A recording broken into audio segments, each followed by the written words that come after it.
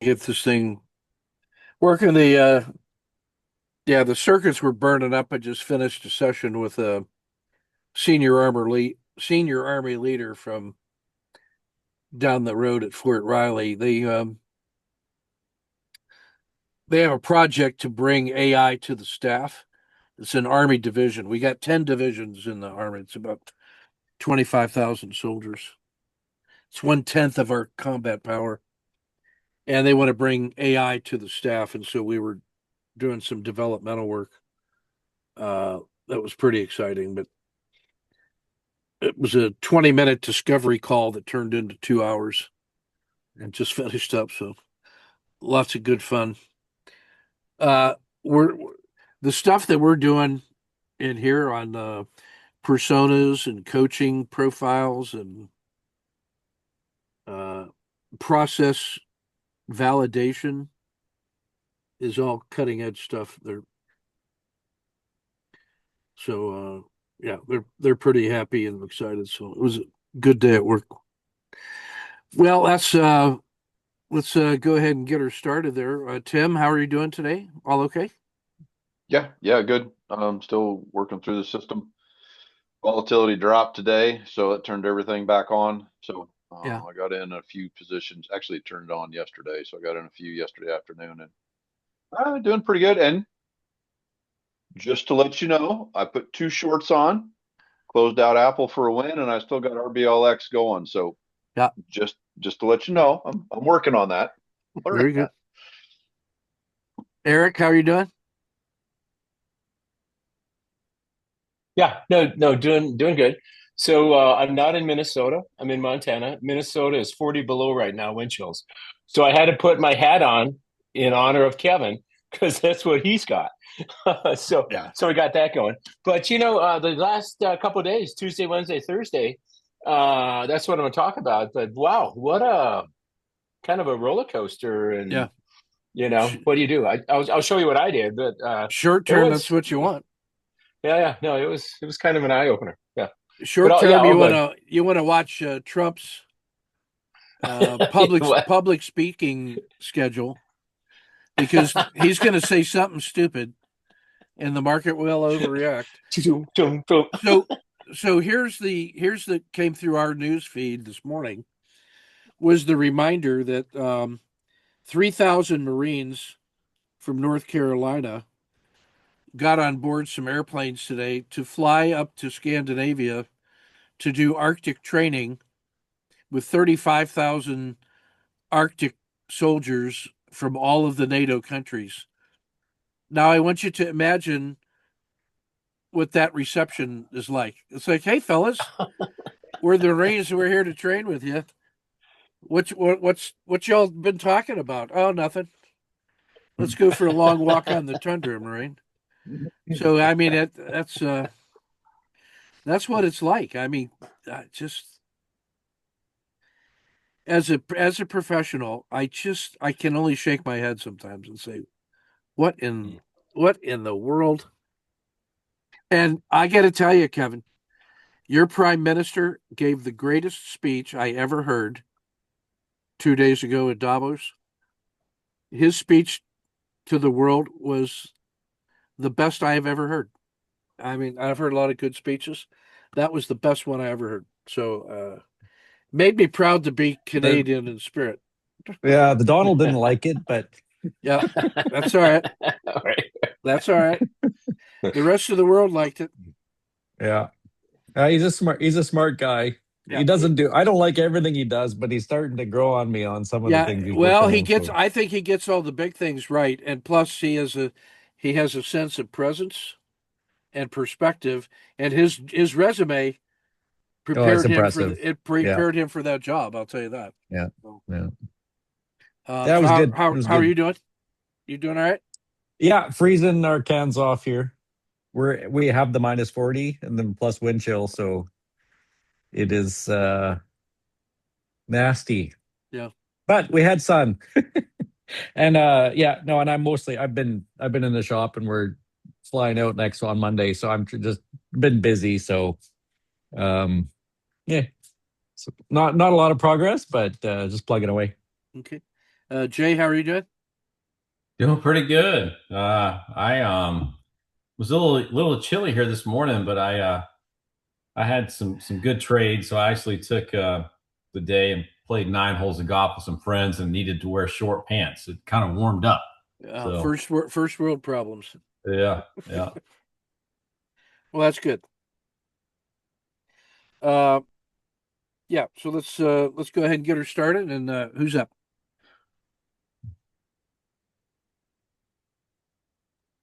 Sure, I'll go. It'll be All pretty right, quick. Tim. So, reminder, right? I'm really done doing kind of a longer term swing, a medium term swing, kind of core, automated system. So I'm looking for basically kata twos, um, some SSCs, but not really because I kind of struggle entering with those. I really like the kata twos. And let me get my screen shared and I'll show you a couple of trades that I've got from symbol selection. So this is RBLX. This was my short, one of my shorts the other day that's actually still on right now. Yeah. So got that down. Nice little pop up, big bar down, picked it up about in the middle. So liking that one. Is that a daily on the left?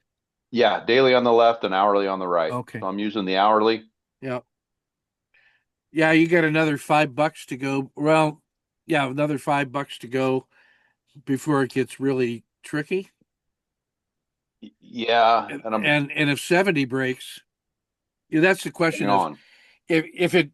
if it breaks through Yeah. 70 in a hurry, you love this because there's Yep. no bottom in sight till you get to 60.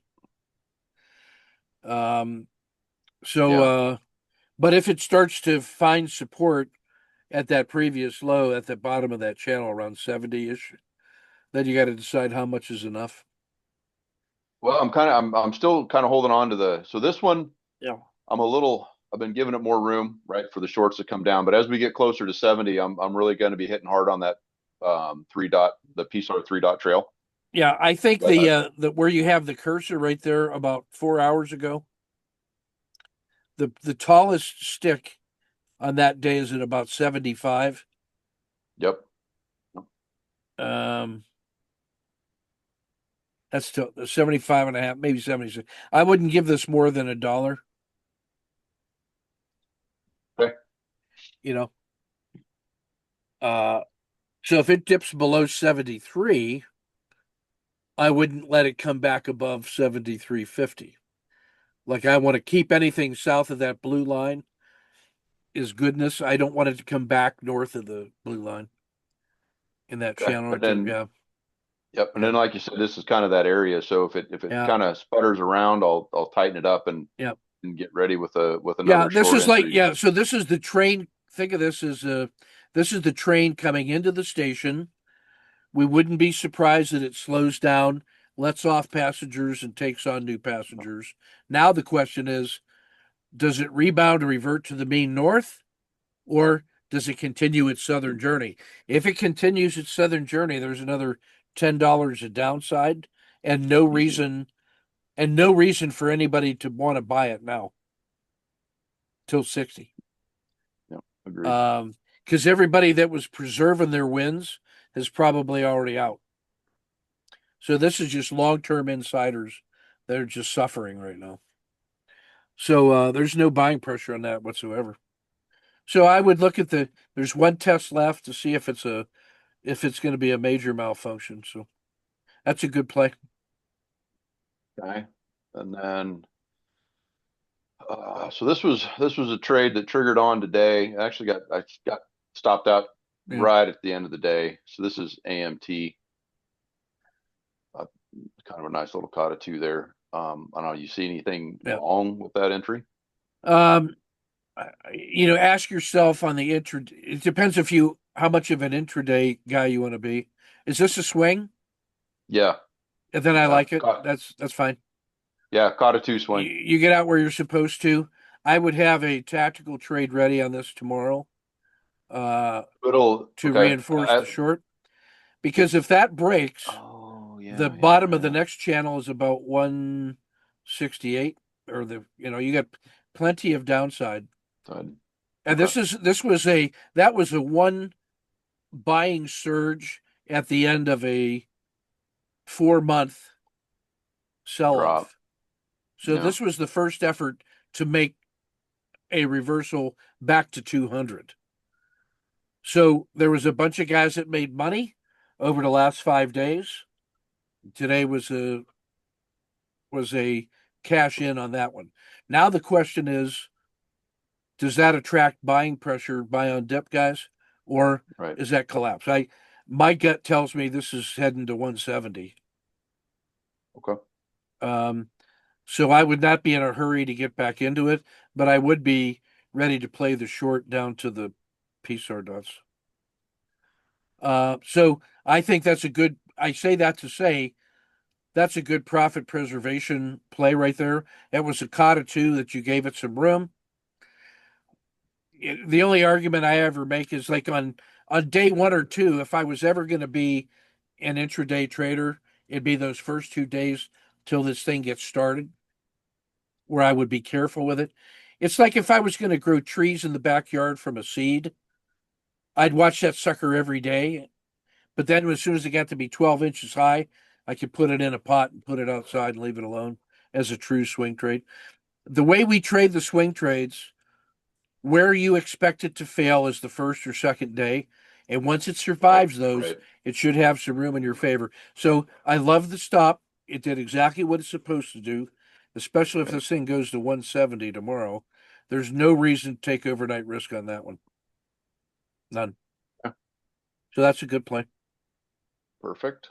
All right, and here's the other one I'm in. So this kind of similar, although Yep. this was kind of the second leg up, kind of Yep. held. Said I got stopped out of this, but Yeah. I mean, again, held right at the base of the channel.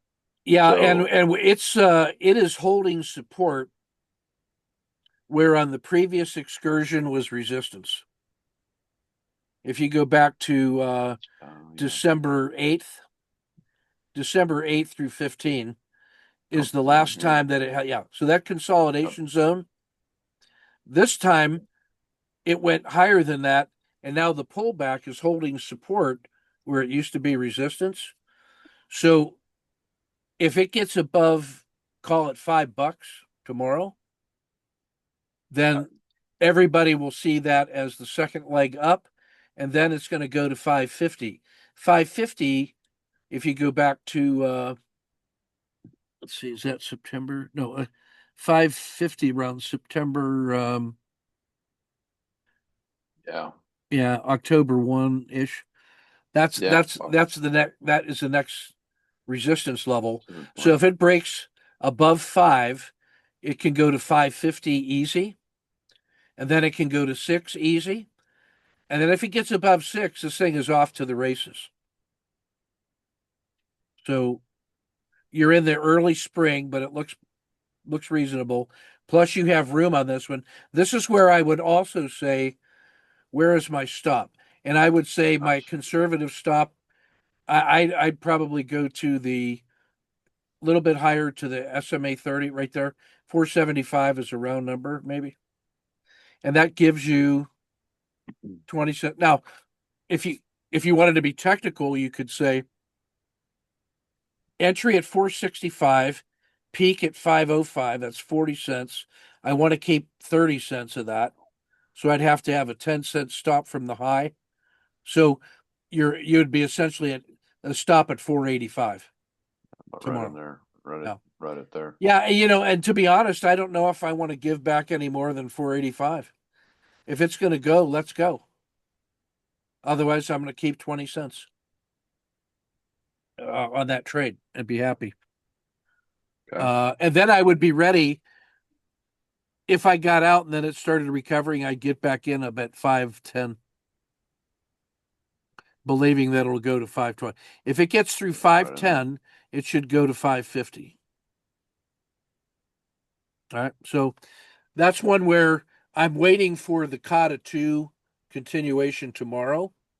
The fact that it was pretty good today on a good day in the market suggests that there will be some buying pressure on it tomorrow. What do those guys make? I don't know. Aurora Innovations. Does it matter? Nope. Chart pattern. Okay. Chart pattern and volume. Okay. It's technology, information, IT services. So there's that sector led the way today is late and forward. So good chances for continuation play tomorrow. That's a good hold.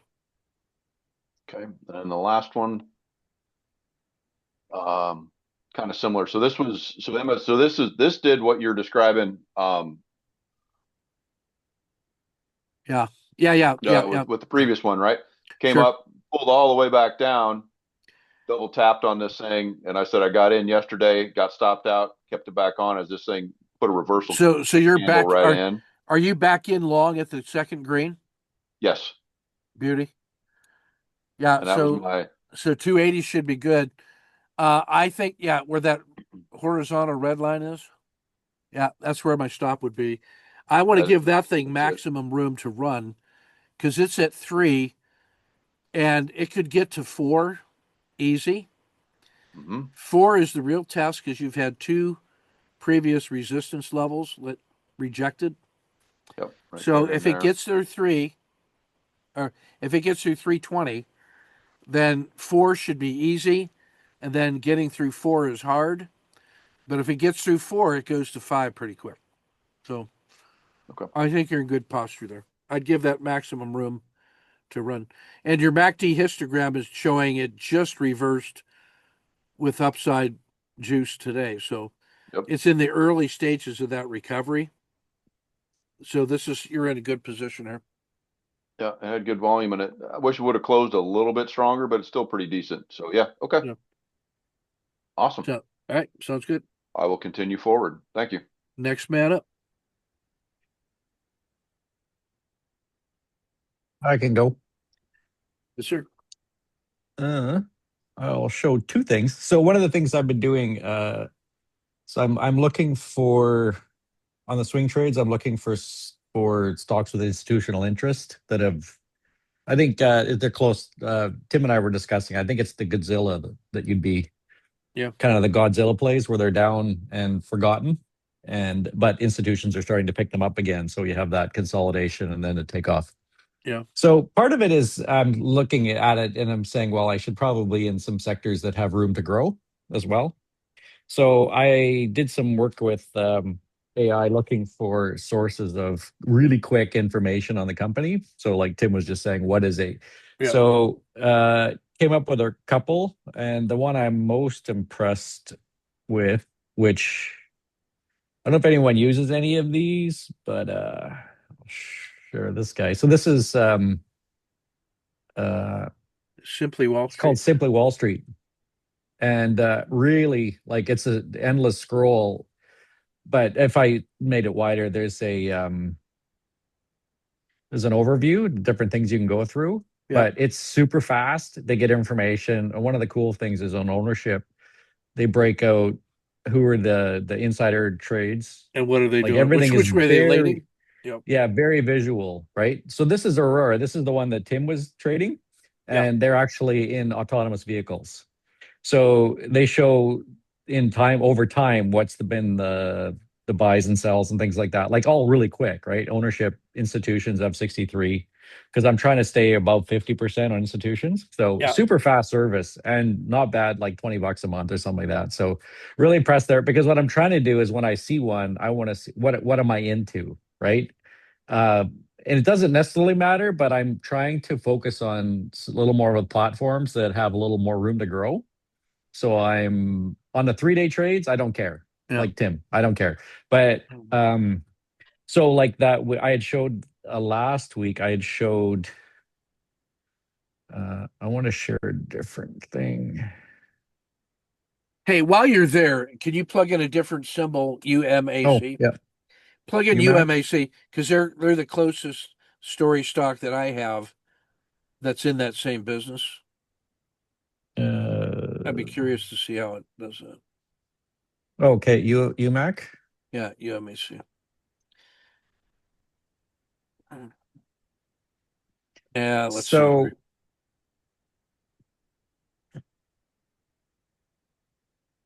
Yeah. So I like the hit list. They have risk checks that they do. But and then if you go to a lot of insider selling, Yep. massive. Yep. Yeah. And So then the it's all public. So speculative, your traders in here. yeah, the speculative trading range on this is between 6 and 24. And it's recently gone from 6 to 18 and a half upon the threats of going to war against NATO and Canada. Right. Uh, which which and then UMAC has got Don Trump Jr. on the board, so you know that they would get a bunch of money shoveled at them. So, Yeah. but as that threat begins to diminish these last few days, I'm looking at this is definitely a swing that I am preserving 80% of my profits on. So I just wanted to Right. see. I wanted to see Yeah. with this guy to see how their judgment compares to my judgment on this one. Well, I think what I'm looking for is, and I don't like tables and numbers, so they do a really good job of, Yeah. showing growth, earnings growth, and things like that to see. Yeah. So I'm in a lot and no social crap, Yeah. and very few analysts, like the analyst information. So I think it's a good source. Hmm. And it's kind of one of my later checks. If I like the sheet and everything about it, I'm going to go look and see, do they have adequate cash? And even like this thing is actually surprisingly decent. Like the annoying thing is though, the other service I liked okay was Wall Street Zen. Yeah. But the exact same stock. Like I don't know what the opinion would be, but the exact same stock. Yeah. They have a completely different rating of it. So let's go ahead and put UMAC on this one just for a quick, if you don't mind. Yeah, no problem. So what I'm wondering, do I have more than one so I compare them, or do you just pick a service? I would know which one I'm leaning towards. Yeah. The two independent analysts that modify your judgment helps you clarify which one you align with and why. Because you got to pick A or B as more persuasive. So you're not using it. Yeah. Let me say it this way. You formulate your opinion, commit to it in writing, and the reasons why. And then you consult these other two independent analysts with two different methods. And then you look for your emotional resonance. See, which one do I like? Because it makes me feel smart or not stupid.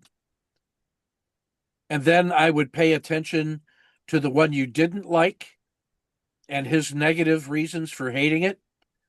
And then I would do my due diligence on that one. Because that's really because that's the reason why your thing will fail. And then you want to have a legitimate second reason to discount that risk. You don't need to be persuaded that you love it because you already love it. Plus, your favorite advisor loved it. All you got to do is just say, which one do I disagree with? And then let me find his strongest reasons to be against me. And do I feel professional in addressing that risk? So you had to go through initial reaction plus reflective learning about something that was disputing your judgment. If you survive that contact, then your probability of framing a reasonable risk is improved. As soon as you go past 2, you have conceded decision authority to the majority position. If you had 3 on, if you had 3 on there and 2 of them liked it and 1 of them didn't, you would go with the 2. And you would not do the extra internal due diligence. If you have 2, you are now deciding which mirror should be studied. And you want to study the one that disagree with you. That will cause your mind to have maximum stretch and engagement with skin in the game. Because it's still you has the choice. After 2, you might as well have 200. You know what I mean? You have conceded the decision authority. Right. Okay, that makes sense. To their method. Yeah. The only thing as long as you're satisfied that they have two independent methods of coming to their conclusion. I use those as a way to interrogate my own belief and to surface it. I say, why did I love the one that I loved? And why did the one that I disagreed with let me be rational and analytical about his decisions? That forces me to use the more difficult rational part of my brain in calibrating the risk to make sure that I really understand the risk. Okay, so I should consult both. I mean, but only after after you've committed your decision. Yeah. Okay. Yeah. Yeah. And then going through, and one of the, like this one, it's got less information, but I like they're just they have their checks with X's and O's. The other one has more information, and one of the interesting things is they have the competitors. Yeah. And you get a quick rating of who they're in. So relative strength wise, it's a nice thing too. Yeah. If this one sucks, I can look at other things. So or compare them and say, but this one what does that one look like, right? This one shows that everybody in that business is not making money yet. So whereas the health spike might concern me, I just realized, no, that's a feature of the sector, but it's also a sector that scales fast if there's global war. Yeah. Well, the health, so that means they have a good, they're strong financial, even though they're, I don't know. So that's not what that says. The health on UMAC was low or had a big spike in that direction because they were financially weak, because they weren't earning any money, was how I read that. Maybe I get that wrong. No, I think they're saying the balance sheet is good. They don't have good cash flow.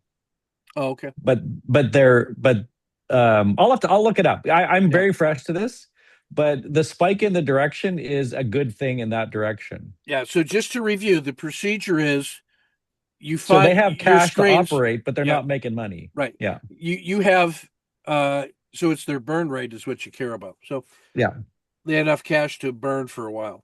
So that's okay. Earnings will come if we go to war. So do your due diligence to find the symbols you want. Make your choice in pencil, love it or hate it. Then consult the two different advisors. See which one agrees with you.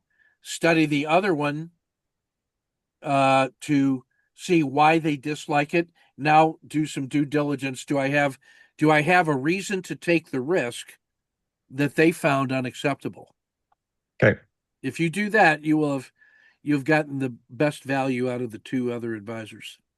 Probably also need to be looking at times, because one of the interesting things I found, I'll show you the one company that I'm looking at is NTLA. It's Intelia. So they're into this the gene splicing they modify your own genes to fight cancer, right? So they take you genetic programming of your own DNA. Well, they put it back into your anyway, this is their business. They're a tech company, not a pharmaceutical. So I like what they did. And the interesting thing was you look back at the insider activity. That's in great shape. That's the perfect story stock location right there. Well, that's what I'm looking at. I took a position this week, a small one, and I'm looking at building it. But this worries me a little bit. But the insiders sold at the top of this. Yeah. And then they bought back in here, but in spades. Yeah, right? The amount, and also the institutions are easy. buying so those are the kind of things I'm seeing, is that they like this price and the institutions are buying. And if you go back you can to the just IPO, see from if you look at the volume profile, this thing is only now getting into play since July of last year.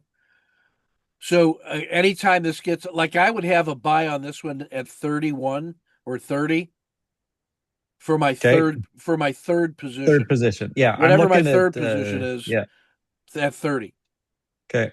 And now I'm going to try to what happened? We went out for dinner with some friends, and they brought some friends along. They wanted us to meet, and the kid was he's an internist, resident, and he was talking about the coolest thing that he's seeing is they're bringing stage 4 cancer people back from the the edge. brink with this technology. And I'm like, what are you talking about? So he tells me. So I went and I used that service to find what are the people in this and what are their competitors. Yeah. And these are the guys that look the best. Yeah. And So then in the nature of the story stock, when we're looking at the story stocks, that initial spike up to 200 back in the day, yeah, that is the first round of absolute optimism for the wildest, best future ever.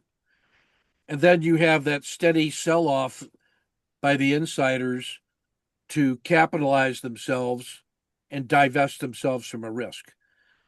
And then it's not until July of this year that you get the first doubling of volume and now starting to acquire. And that burst takes it from whatever that is, 10 to 30 or whatever that is, or 10 to yeah, it 40, goes, 10 to yeah, 40. about 30. So Yeah. that's the tactical bump.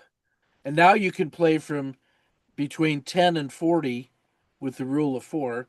And then if it ever breaks above 40, this thing is the next stop is 80.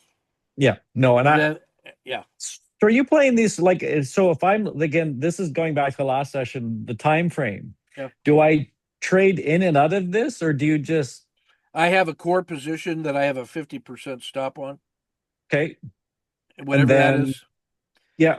And then I do turbo in for intraday until it's So made I would money. look for short-term swings or like 1 or 2 days or whatever else. Like it's right you at know, the, if it gets above 16, there's who's going to sell it between 16 and 26?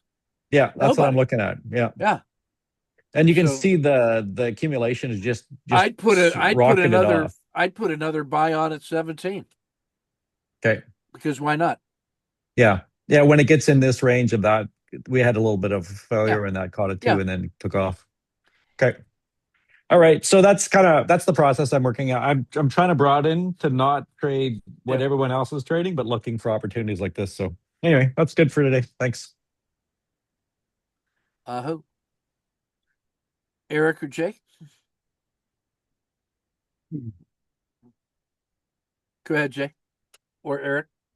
Whichever one's first. Go ahead, Eric. You can. Okay. I was gonna say you two are standing between me and dinner. Let's get going Except here's what's dinner. Here's what dinner is. It's a home brew that I'm making overnight oats, but I'm only using 1/3 of the amount of oats, and I'm replacing 2/3 of the oats so it's half a cup of oats, steel cut, half a cup of hemp hearts, maximum protein and good fat, and then half a cup of quinoa, and then electrolyte powder, dark chocolate powder with omega-3s, and dried blueberries,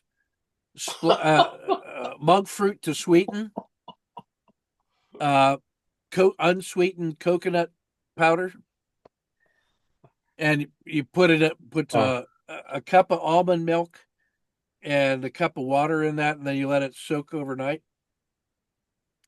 And it looks like consistency? It looks like dog vomit. And because I put some like the green minerals and veggie shit in there. Oh my God. It has a dark green consistency, and it is the most delicious taste as long as you keep your eyes closed. Because there's something about the post it on Patreon. It'll make you sick. It'll make you sick. Picture. Yeah. Is this a new plan? I mean, Ken, is this a new plan you're doing? I've done this before. It's just I'm revitalizing the keto. I'm going through seasonal keto. And so this is a very high protein and good fat. And the carbs that it has are complex, so it takes forever to break down the oats. So the carbohydrates is not an issue. All the macros are good, but the protein is off the chart good. Yeah. Wow. And so I eat like a half a bowl of that. I eat one meal a day, and it's a half a bowl of that. And then the other half a meal, this will make you sick. It's avocado, tofu, Yeah. oysters, and Ooh. there was one other one: oysters and tofu, oysters, chickpeas, and avocado slices. Avocado. I can only sleep about 3 hours a night. I get so much goddamn energy, and then I drink coffee, couple cups in the morning that are loaded up with mushroom creamer. Oh my God. And I work from 8 until 5 continuously. Every Oh my hour, God. every Yeah. hour I walk 1,000 steps in the building Yeah. with a recorder recording my brainstorming as I'm walking, Yeah. and then dump that text file into the AI to parse and add to the to-do list. And then I come home and start work. And then I come home and eat the meal, and then I can't go to sleep before 1 a.m. because I'm not tired. It's sickening. Anyway. Ken, I think you're ready for Saskatoon. You got to do a road trip up to see Kevin, because Yeah. I think that kind of diet that's what you need in Canada when it's 40 below. Yeah, I think so. I'd probably adding sardines. The heat that comes off my forehead is considerable. Oh, shoot. Okay. Yeah. So can you see that? Yep, got it. Okay, yeah. So intuition, I've just been trying to compress your 9 points or 10 points that you posted out there. Yeah. This is kind of what I picked up a little bit. So that second one, quiet, specific, and falsifiable. What do you mean with that? I mean, it means that there is so I have an intuition. Okay. That I then convert into a objective, actionable, measurable framework with a hypothesis, which says what I am establishing an experiment to determine if the intuition is correct. If the intuition is correct, this thing will move to my new target price without hitting the stop. If it hits the stop first, then the hypothesis was falsifiable. So falsifiability is Sir Karl Popper's key feature of the scientific method, which distinguishes science from bullshit. And that is that a scientific claim is falsifiable, meaning that there is some information which will disprove it. And if that happens, then I do not believe in that thing. If I had an intuition, I said, I feel that it's going to go up, and there's no price that would persuade me that it's not going to go up, and then it goes to zero and collapses, then the thing was unfalsifiable. There was no new information. It's a belief in the divine truth of the intuition. God told me, and I would never disbelieve God because God is not falsifiable. Okay, so that's faith. That's not intuition as Aristotle defines it, and as I use it, is embodied pre-reflective judgment. That's your walking around knowledge that's informed by your biology, your sociology, your psychology, your education, experience, and then your recent memory, because we are victim of recency bias. So all of those things are cooking around inside your gut while you're looking at things in the world. And then all of a sudden, you sense exceptional information, which gets your attention, and you have an immediate reaction to that, fight or flight, opportunity or fear. That's your intuition. That thing is good or it's bad. So What that means is embodied means that it's already on board inside your biology, in your subconscious. It is pre-reflective judgment, meaning my initial response was to feel this way about it, which is a survival instinct. I have not yet conducted reflective due diligence or thinking fast and slow, according to Kahneman, the slow thinking, the rational, calculating, difficult scientific method. I haven't done that yet. So my intuition is knowledge. It's already in my body. It's not like, hey, I've decided to think about this and then come to an intuition about it. No, that's not what that is. Intuition is what you're already primed to believe as soon as it gets triggered. It's already on board. Now, that was the basis of curiosity. And then with enough trial and error, that became the scientific method. And then we replaced belief and intuition. We just deferred all belief until it was proven to a acceptable scientific standard. That's post-reflective judgment, right? So I have to fight to get to that judgment.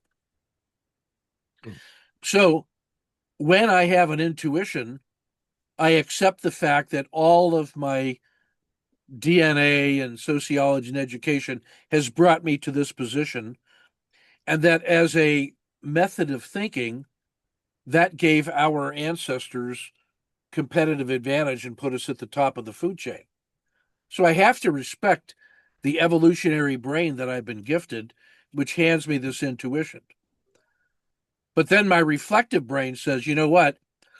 That intuition is good in a world full of the occasional tiger, and it's not optimized for making 50 financial life and death decisions each day in a digital market.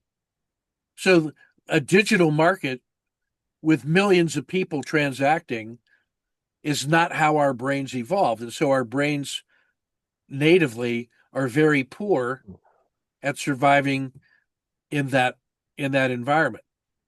Now you look at somebody like Jay and you say, well, he's got the unique DNA experience, self-control, and poker skills, the same way a good poker player acquires methods of play that are perfect for him. He's able to trade on his intuitions and is now adding additional analysis to it.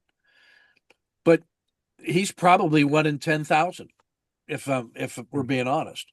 So most of the time, your intuition is not good. So what I want to do is say, look, over the 40 years that I've been trading, it may be that my experience with trading has started to filter into my intuition. And so sometimes I have more confidence in my intuition than is justified. Or is it justified? So that's where the concept of trader quality number comes from. If I have a set of rules that I trade like a robot, according only to the rules, no discretion, then when I compare that performance on the same trade and the same signals, but with an exit where I decide to put the exit based on my intuition, I can now compare. If I get 30 or 50 trades, I can say side by side, the value of my intuition on that data set is positive or negative. If it's positive, then I should do more of that.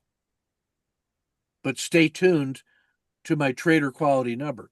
If my trader quality number is not better than the robot, I should defer to the robot, and I should paper trade my intuition until my paper trading is better than the robot. And then I should add skin in the game back to my intuition.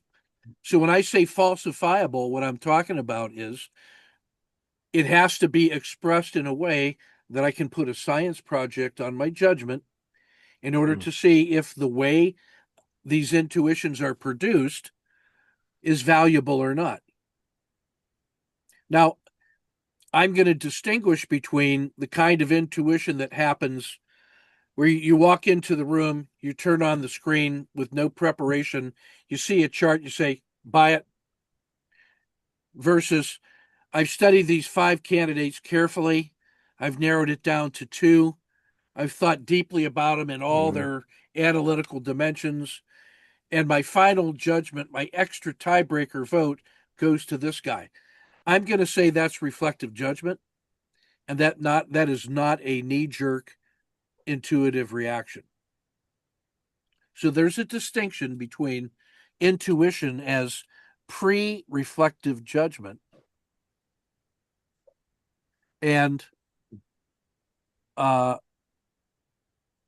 the artful judgment at the end of a reflective effort. So that's what I mean by falsifiable.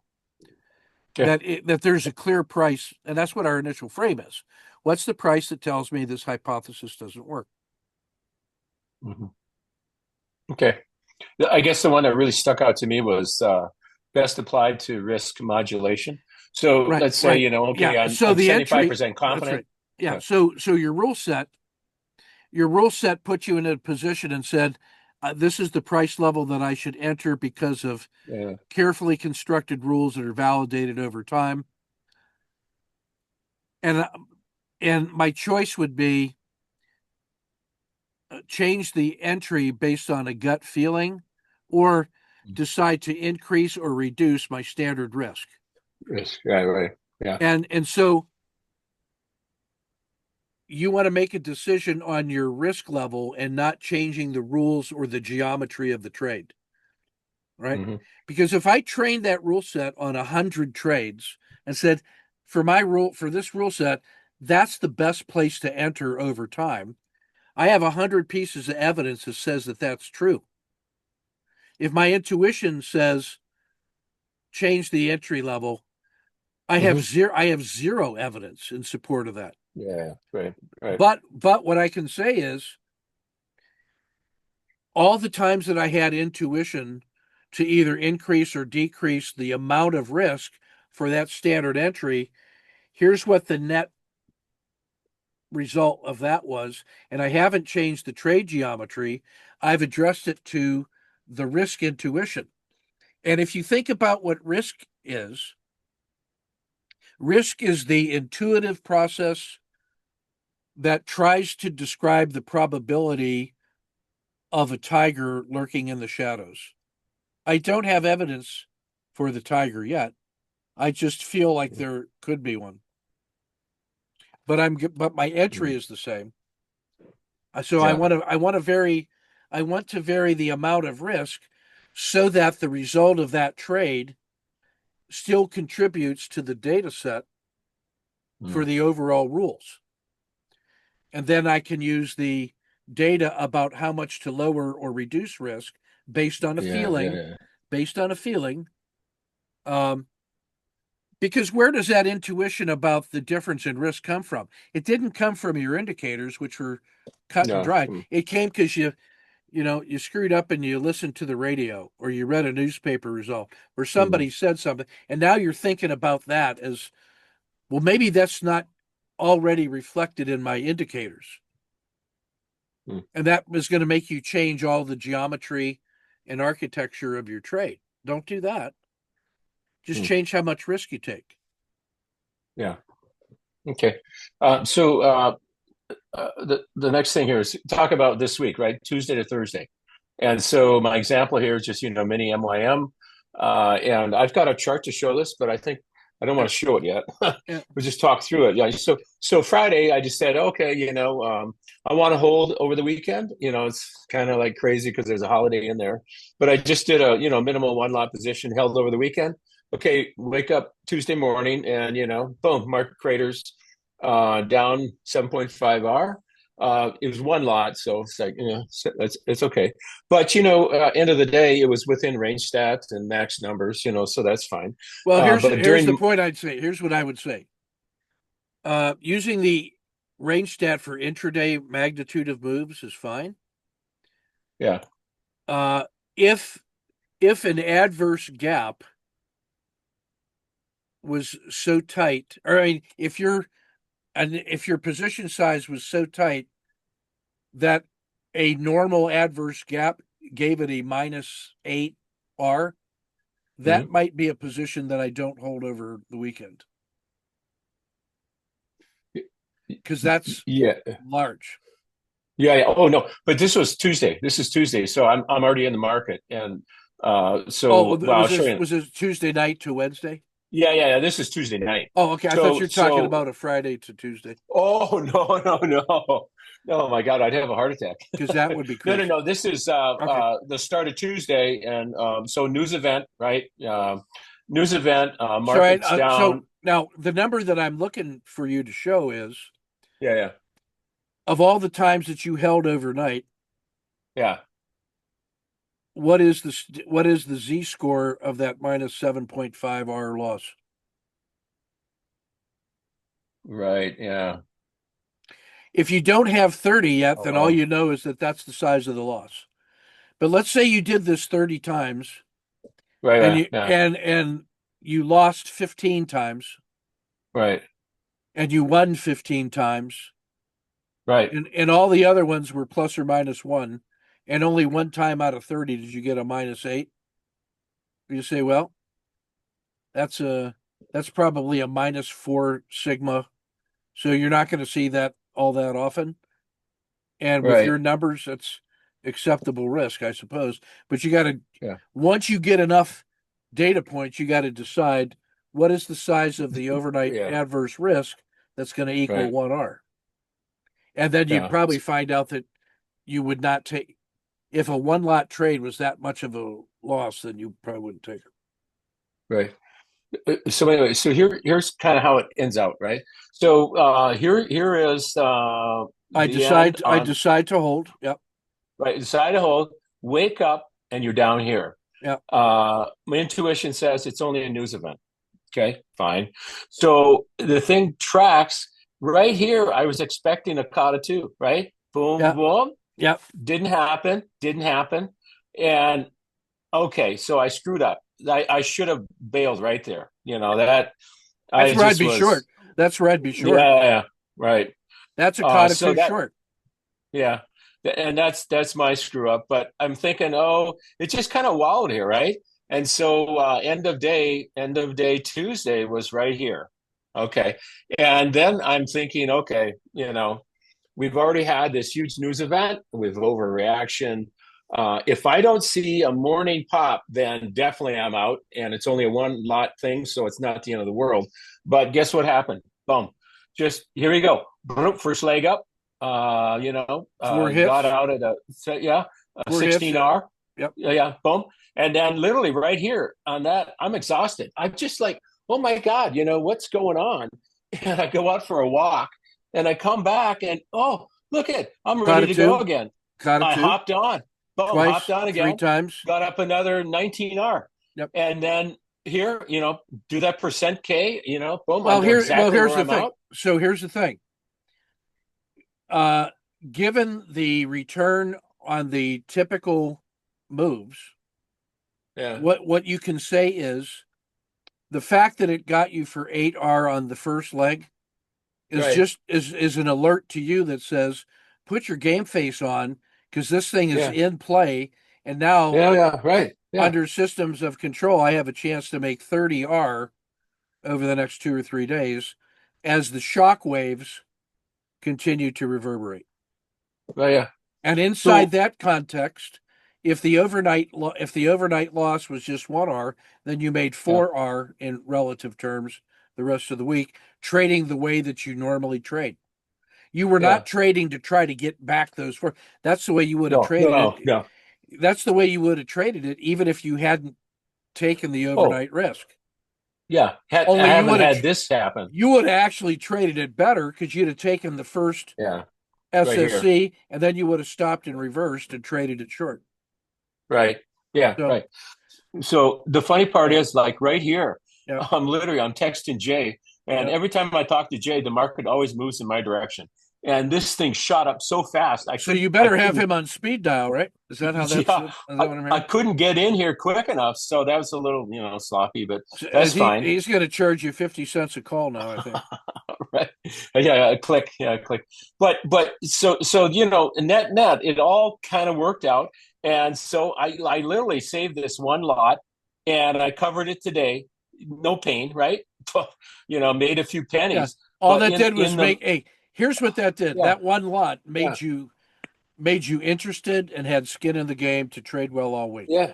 If It that's the made me price, again. Yeah, okay. I had to focus. I had to like, okay, let's watch it. Let's watch it. But in here when I took that break, I mean, I literally was exhausted, and So I I'm would glad take I a. took the Here's what break. I would do. Yeah, I would do a storyboard on this, and I would talk about your emotional roller coaster, yeah, and then say, what are the things that I'm always going to do to address my emotional balance sheet when these normal, routine, expected things occur, so that you can reduce the emotional cost of just trading normally when the trigger yeah, was a large yeah. event. Right, right. How do I get I got to get that first shock of -8.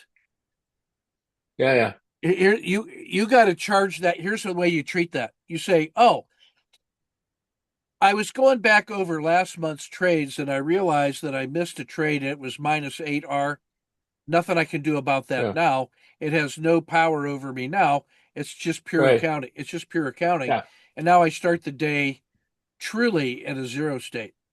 But yeah, you were still letting that influence the way you were making sense of the moves the rest of that day.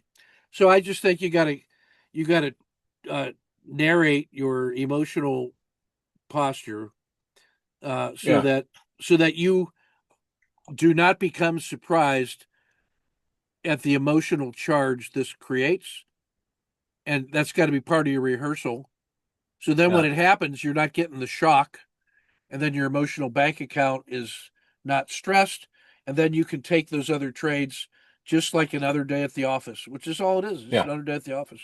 Yeah. So, Ken, what have we've been working, what, a year and a half? Yeah. So, before I was working with you, this thing would have traumatized me right there. I would have been in trauma. I would have bailed, Yeah. boom, ugly, ugly. And now it's like, I almost look forward to this, get engaged, and then, take the I opportunity, look at that as to however it say, shows up. so now you want to Yeah, play? yeah. Okay, let's go. Game on. Boom, let's go. Yeah, game on. Yeah. Okay. So, Be anyway. careful. I say be careful what you ask for. Yeah. I look at it this way when it comes to fitness. Yeah. I'm too old and fat to run. Yeah. So I'm ready to fight to the death in 2 seconds. And we're going Yeah. to just find out within 2 seconds if I'm going to kill you or you're going to kill me. So that's how much slack and tolerance. So it drives my wife nuts. She says, "You're doing that again." Yeah, I know. The Marines have a saying, be courteous and kind to everybody, but have a plan to Yeah. kill everybody you meet. Be professional, be polite, but have a plan to kill everybody you meet.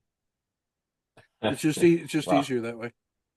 Yeah. All right. Yeah, so That's all I that's what got. I would do. Map the emotional Emotions. Yeah. narrative and then take a look at action steps that allow you to reduce the hit but reinforce proactively the balance sheet so that you know that Yeah. later on today and tomorrow and the next day I'm going Yeah. to be feeling the energy. So what can I do to start building Boom. that up now? Lay in Right. those supplies. Yeah. Okay. Super. Sounds good. Because we know that on volatile days, your rules get you into the market in the direction it's moving decisively.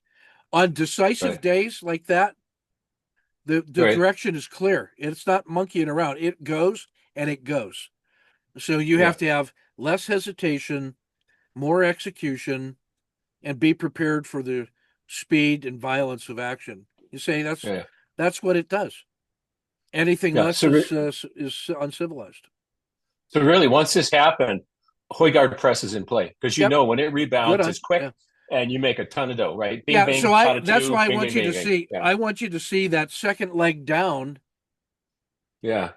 I demand that you take that in the future with Take at a least short. with one position. You don't have to Hogard Oh, press yeah. it, but you got to demand that you take that Right. before you become confident, because you have to see where the gap was. The RL10 is that solid blue line. You got to see Yeah, that. yeah, yeah. You got to see that as if it was. What if it opened where it closed, and that thing sold Yeah. off, and it Hmm. sold off instantly all the way down there? You would say, "Oh, it Hmm. wasn't a gap. It just moved 8R." And then it came up Yeah. half of the way and then rolled over, and you would say, "Oh, that's a continuation downplay." Yeah. So you have to see the gap as if it was actually a live fast trade that you couldn't do anything about. You were away from the keyboard. Oh, okay. And you would see that second leg down as a cotta too. Yeah. And then you would see Yep. the natural transition to the next good long with the Hogard press. So that's what you do. Yeah. Super. Thank you. Jay, what you got? Hey, did you see my note on AVAV? You asked me where that came from. That's one of those story stocks associated with robots and autonomous vehicles and large DoD contracts. It's all part of that set of BBAI, UMAC, uh, uh, K, KTIC, or ATOS. yeah, KTOS. There's Did you say five or AVAV? AVAV. Yeah, it's some kind of it's some robotics DoD bomb carrying robot that will sell a ton of robots to the US if we were to fight Canada. Hey, we only got 10,000 guys that know how to fight in the Arctic, and they don't really know how to fight in the Arctic. They just live in Alaska. That's why Carney said boots on the ice. Yeah, and they're gonna send them to Minnesota anyway, so they're not going to be available for Canada. And Alaskans like us too much. They're not coming against us. Hey, I know whose side they're on. I don't blame them. I think Jay's got knocked out here.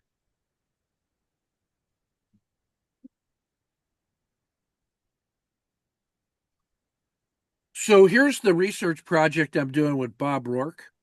We're looking at the holding X day period Z scores. And what we're saying is, if today is the 0 day, what has it returned in the last 40 days? So we go back 40 days and compare the price 40 days ago to today. That's the 40-day hold percentage. We compare that to the last 2,000 40-day hold periods. So we can now classify that according to the Z score of all previous 40-day holds. And we do that for the 20-day, 10-day, and 5-day. So what I want to see is sort of like an accelerated sniper is I want to see something that was horrible 40 days. I want to see the last 20 days to be slightly up, and I want the last 5 days to be down. And I want today to be a doji. I want the things that look the most like that because I predict that's a slow burn of like a Kata 2, and it has plenty of upside room to go for a swing trade. But if it fails, that 40-day sell-off period will be decisive, and the last 5-day sell-off will be decisive. So that's why I like to see a doji, and I can use the doji as the risk. Yep, there's a nice Kata 2 there on the left Are you side. seeing that? Yeah, This is my going from red circle to red circle.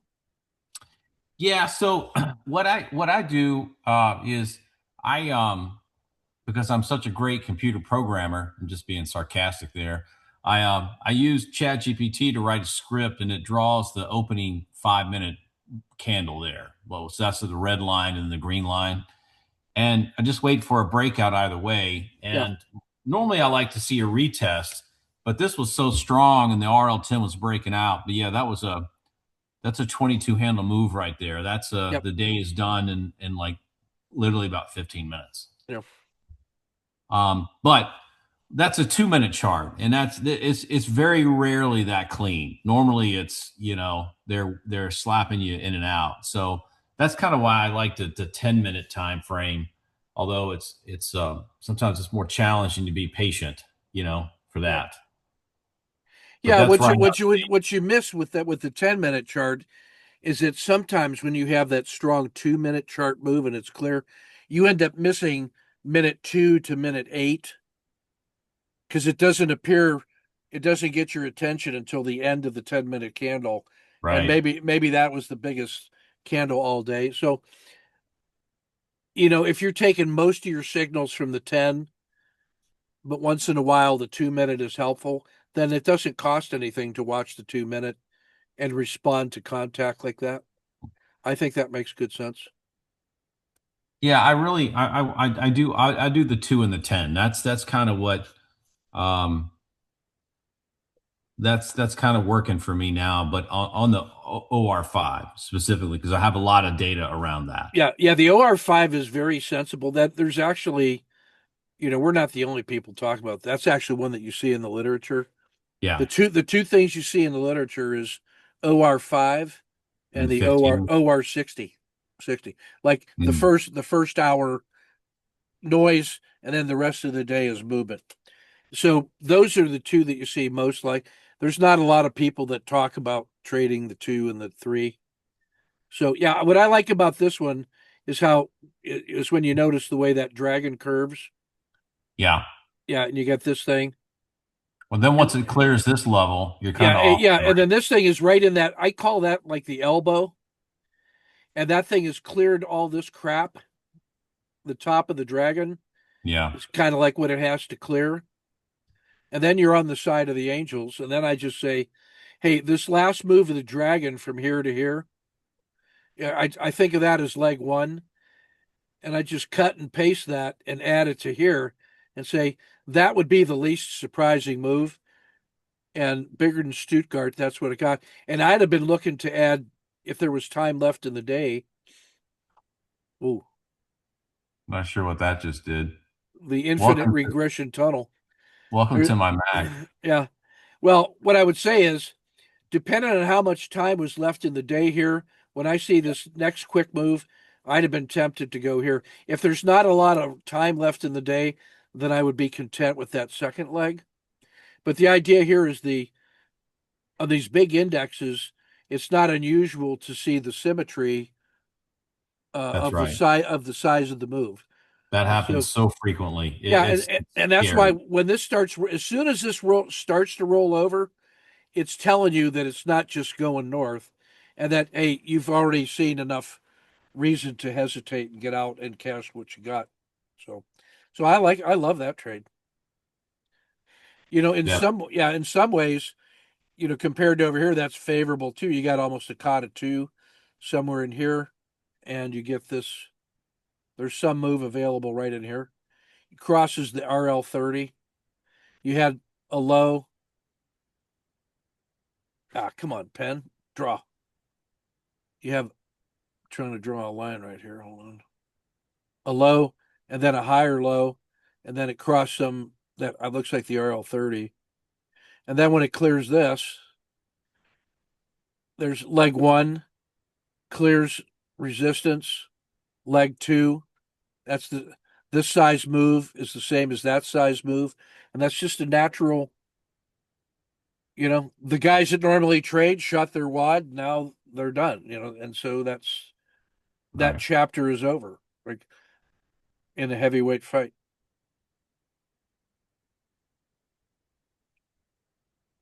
Thank you. Yeah.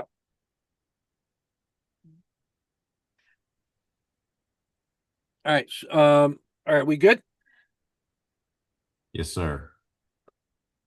Hey, so in the writings that I got coming out, I'm trying to post one little essay in a series of essays as we go. My current set is on intuition, because I'm also doing that for the Army. I'm trying to teach the Army that their intuition is not just some guess out of nowhere. but it's the organism's response to all of its experience plus all of the education that has been pushed into it, and your subconscious mind is wrestling with that, and then it gives you sort of a quick adjudication, but without deep reflection. It just, for the Army guys, it comes down to exactly like it comes down to traders. In the traders, there's a devil on one shoulder and an angel on the other. One of those creatures is your rules, and one of those creatures is that little voice inside your head. I'm going to let you decide which one is the devil and which one's the angel. But I just want to know that's two different points of view that are always looking at the evidence that's coming in. And then you are the discretion try to decide which one of those two you're going to follow. You know, which intuition are you going to follow? If you have time, we can just hold intuition. Let me do a reflective, analytical effort and bring science to bear. And then my job is to say, do I trust science or do I trust my intuition? But if I don't have time for science, then I have to trust either, you know, for the Army guy, it's doctrine or his gut. Because for us, all of our warfighting expertise and our internal judgment, we inherited as mammals, as murdering chimps. And our brains have been optimized for that. And we do a lot of instinctive live fires, intuitive judgments in the heat of battle. And if you've survived that and you've reflected on it, you end up trusting that above all things. Because true or not, that saved my life and the lives of my soldiers. And I'm willing to bet my life on that again, rather than a bunch of words in a book that somebody approved and called doctrine.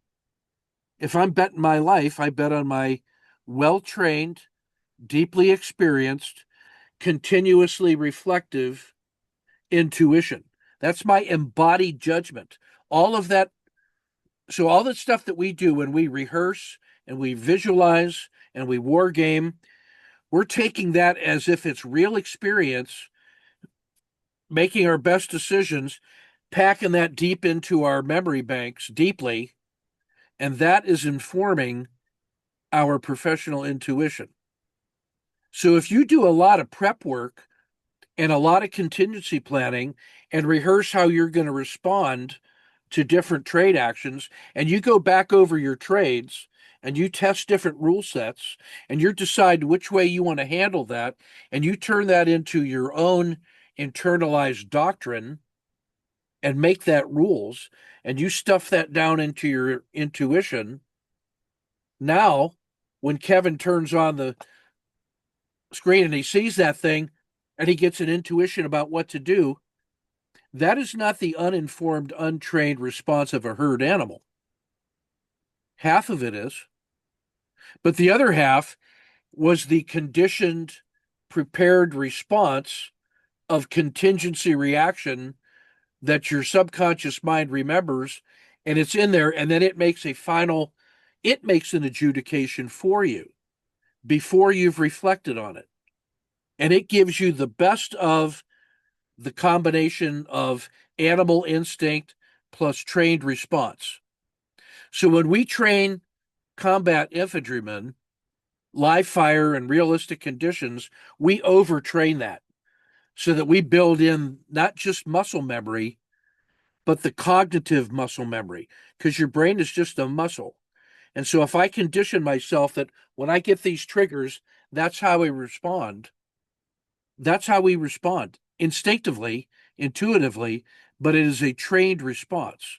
That's what Gladwell talks about in the book Blink, about pre-training your intuition, the quick slice.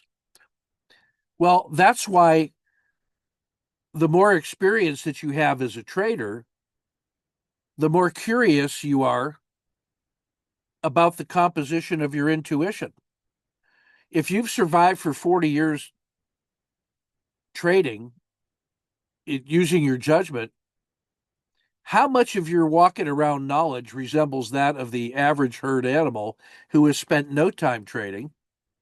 And how much of that is informed by the living memory of all the 40 years of trading, especially if those 40 years of trading were not just the live trades that you did, but the 10 rehearsals and after action reviews that you did for each trade.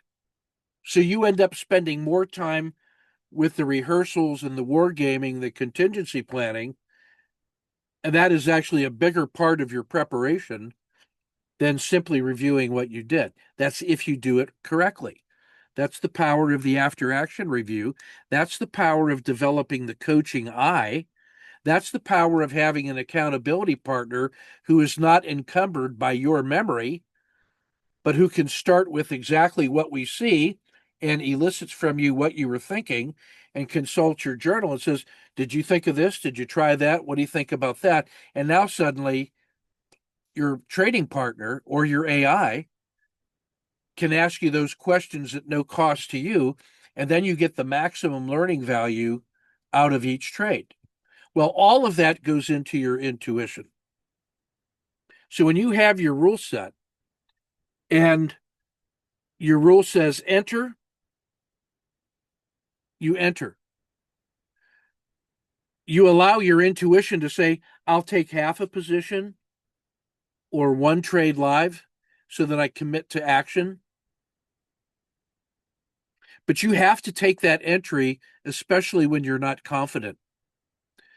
Because the essay that you'll see tomorrow talks about confidence. It's going to say, look, you have to be conditioned to act according to your rules before you are confident. Confidence comes after the results of the decisions that you made that were informed by science and math, but you weren't confident about it because you were in a compound critical state and you know that thing can go big in either direction. So your feelings of confidence have nothing to do with your judgment of to enter according to the rules. You commit to entering at the rules with the amount of risk that you can tolerate and still execute professionally. If that is paper trading, then it's paper trading. If it's one share, then it's one share. It's important to take the action with skin in the game and then analyze the results later and let that help inform the quality of the intuition about how much risk there was. That's the proper relationship between intuition, confidence, training, rehearsal, coaching, preparation, and it's a lot of work. Your rules are more important than your confidence. What helps with your confidence, lack of confidence is simply your monkey mind saying, I'm not sure that the amount of due diligence that I did was really enough to be safe. It's second guessing the amount of research you did in the heat of the moment. Untrustworthy. So let your intuition decide how much risk to take. And for me, 90% of that time, it's less than a full load. Because I know how to add. And I know that more things are coming. And I want to feel like shit when I take a larger than normal position. I want to be at the peak of despair. I want to be compelled against my best judgment that I have to take that position. So if my normal load is 400 shares and I feel like I want to take 800, I might take 200 just because of that monkey greed inside of me. Anyway, there'll be a thoughtful essay on that tomorrow on the relationship between confidence and intuition and all that. So there's a total of about 60 essays on intuition coming out over the next 60 days. I think they may already started appearing. But I'm putting together a course on that for the Army guys as well. And most of that course is based on work I've done for us in here because it transfers so easily to the decisions they make all the time. You would talk about guys with skin in the game. So I walk into classroom 15C today, and I have 2 international officers. One of them is from Canada, and one of them is from Denmark. How you guys doing this morning? What's going on, fellas? Can't make that up. Do you want to talk about being professional with the... It helps to sort of have a fatalistic outlook on life and just say, fucking civilians. You don't get to pick your fights. You get to decide how hard you're going to fight.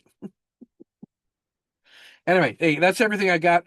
I will see you guys on down the road. Be ready for this big storm that's coming. And take good care, and we'll get them tomorrow. Thanks, Ken. Awesome. Thank you, Ken. See you guys. Ciao. See you guys.